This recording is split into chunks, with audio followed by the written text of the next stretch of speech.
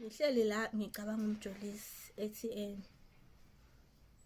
mase kukhona ojola naye ngicela ungitshele ungangikhohlisi wedala.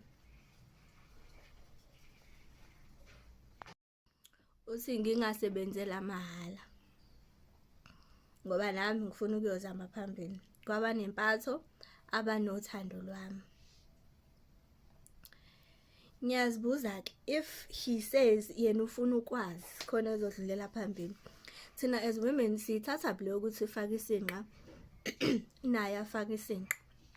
Siyithatha bile nto yokuthi once you find out or you are absolute sure ukuthi umuntu wakho is dating another person, that's where you audition for ukuthi athande wena kakhulu. Manje ke like abafana, they are trying kakhulu kanjani, or they are communicating to us kakhulu. One, they are communicating ukuthi fanele sizithande. You have to choose yourself.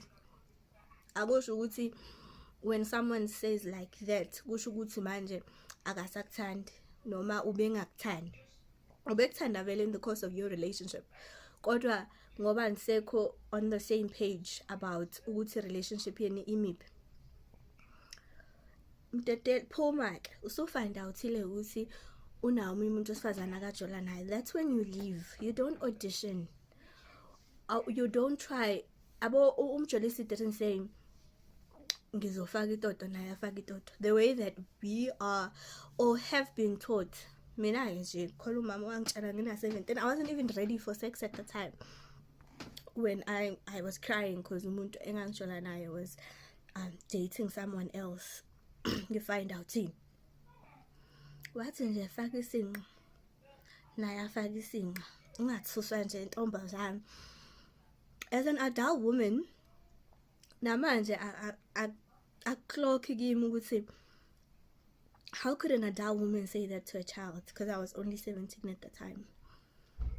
But ngiyazibuza ke manje, if this is the mentality that men have, thina sithatha play ukuthi faka naye afake, given ukuthi umjolisi doesn't say faka itoto nami ngifaka itoto.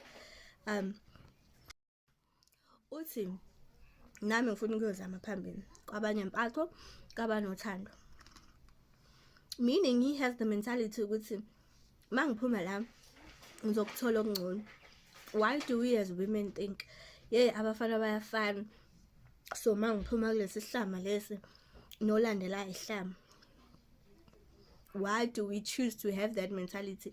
Abafana on the other hand having the mentality ukuthi ngizobathola abanothando abanempatho. Why